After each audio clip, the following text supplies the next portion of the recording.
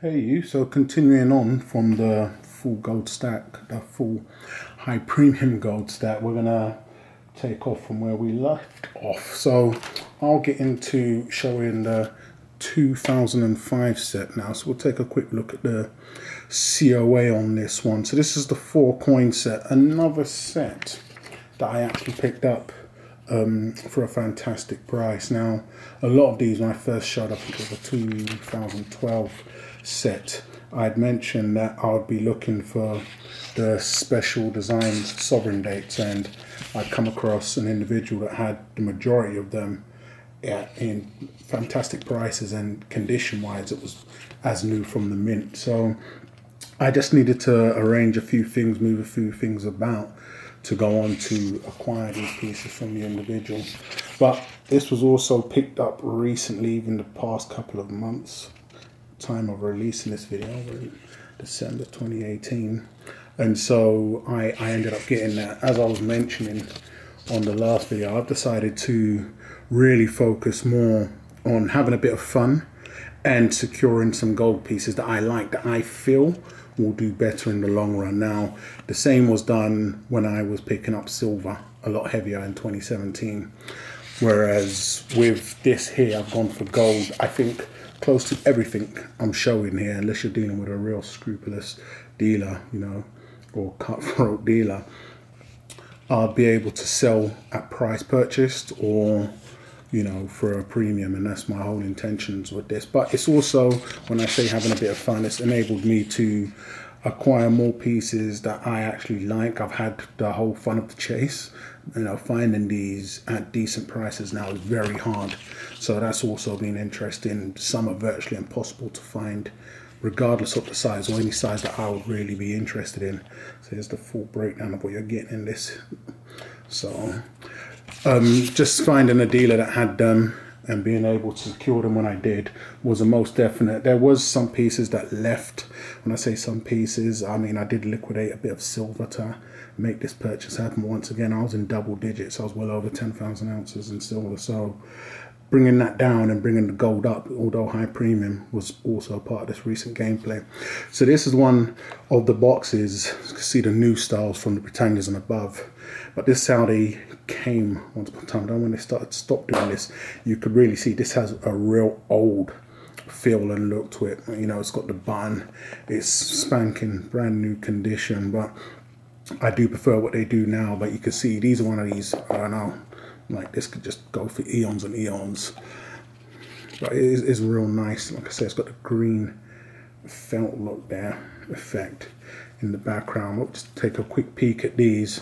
So acquiring these sovereigns was definitely top priority to me. I've never, until I'd say this year, been overly keen on them. We'll get into the ones that I did partake in. That's going to be the 2017 releases. So that's the £5 sov, massive one there. Then we have the double sovereign. This design also, it didn't really tickle my fancy. That's not something I've overly been looking at. I prefer the 2012 design, but it's something real funky, you know. I'd say a lot more modern to it. I've seen it about for very long. It's never really caught my attention until I had my sights locked in on the sovereigns themselves. Here's the sovereign, and then we can get that one up, and then we have the half sovereign there. Don't think I'll be doing an in-depth showing of all of them, just on this one here.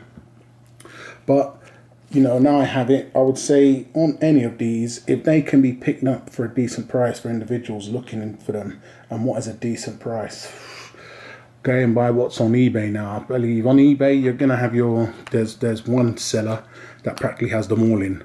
You know, he has the 1989, I believe the 2005, the 2002. The 2012 is kind of scarce at the moment. I mean, it does pop up, but it's going for a rough. I'll do it in pound sterling. They're currently looking over £3,000 for that. So, you know, who knows what that is right now, $4,500, let's say. I didn't want to pay that. You know, I would say if you can find this set, you know, not to forget, if you're taking their fees into account, they've obviously came up with that price. I would say if you can find this set here, specifically under 2,500, it's a steal. 2,000 to 2,300, for instance. I don't know, give or take dollars, you're looking at around $2,800, and you know, that's a good price right there. I was asked on prices and what I thought on decent prices. The same goes for this set here. You know, this is obviously one, if you're going to be getting into collecting these special design sovereigns, I would say it's practically the same. You know, if you can get for 2,000 to 2,500, well then, you know, you're good on the money. You're seeing them when they are currently available for a lot more, and there's not really a lot you can really do about that, you know. So it's part of the hunt if you do decide to go hunting for them. So here is this set here. Now I believe this set did pay a bit more. I'm not too sure why, so let me just get the COA out if I do have it. Done a single showing of this before, so this is just a standard. I did have issues with this set here also on how it came. It didn't have the drop down lip pin, but here we have the same setup once again, but it goes down to the quarter sovereign now. But all in all, I believe they're all about the same way. I won't be taking these out if I've done a single showing, but this is the 2012 special design. I do prefer this over the 2005 special design. In fact, let's get all the big boys out because it's the main showing, so take a look at them. Then you've got the shell back, which is nice, a very nice design there. So we can get that in light. Taking a view there, so you have the 2012, 2005, and then the 2002. All stunning pieces. It's the £5, so the biggest of the biggest there. Stunning pieces. This also a recent purchase. Just when I locked my sights in on it, I was able to negotiate a fairly decent price, but I did pay a small premium. But because it was one of the hardest, believe it or not, that wasn't readily available, I locked in. You know, stunning piece. Once again, I think it's a little over 2 ounces here in total, so I've done a standalone video on that. Now we get to the ones that were very recent, and then an opportunity popped up. So we've got the 5 coin sovereign set here, and this is the most recent, the 2017. Now I took part on this when they was first released. I initially, bring something from the side, took part in locking in on the Pied Forts. So when this first dropped, I missed the first release that they done, so they did splash it out, I think, on the standard, and I wasn't able to lock in on that, and then they sold out, and then they came back in again and done much more in the range. I believe they just brought it out as a sovereign at first, and they just really went in hard and heavy. But I locked in on these, picked up a few, then I ended up getting a few also graded, which was fantastic results. These graded very well, so there was many. I think I only sold one at the price wanted, then the price was reduced, but then I decided to hold on to them, you know, through no fault or just no strategic play there. Those were the first ones I picked up. Then I got contacted, and an individual was selling some of these premium sets. So I also picked those up, and I picked these up, I think, about £100 over the asking price from the Royal Mint. So I thought that was a good fetch. Also, I've done a video on these, but not a standalone video. And I left that at that. That was one I recently had. But then looking into expanding my gold stack, all in all, I thought, hey, if I come across any at a decent price, and then these popped up. So it was the 5 coin set that I recently purchased. I did do a standalone video on this also, so we'll leave as is. But it was a decent price. I paid a few £100 over issue price on this, so I was more than happy with that. Now these are very scarce. When you do find them, rightfully so, they're priced up. So the key here, once again, is finding at the right price, and then by all means lock in. So I've done that. I've done a standalone video on that piece. Let me see if I've got a COA for this. And then another opportunity popped up to purchase one. Once again, an individual selling and asked if I'd be interested. Now, the great thing about that was I actually purchased it under the issuing price. Even if I would have it being offered to me at the current price that even I purchased the last one, I wouldn't have been interested. But I guess the individual was going to result to selling it on eBay and just thought they would give me a shout and see if I'd be interested. It coming under, I mean, for them it's a great deal. I'm talking it was only about £100 cheaper than the issue price. So that was fantastic for them. They wanted a quick sell. You know, I like to think I'm trustworthy at bloody hearing me. So it was a smooth transaction that went through perfectly. And that's why I went on to acquire the second one. Exact same thing. And this is when I'm now gung-ho, all gold. And I want them, if I can find them at decent prices, I'm definitely locking in. And that's what I've done here. Moving forward, any of these sets I can pick up at a fantastic price, I will lock in. The strategy, as I've finished up on all of those, has changed more so. I'll just be showing off what I've showed already.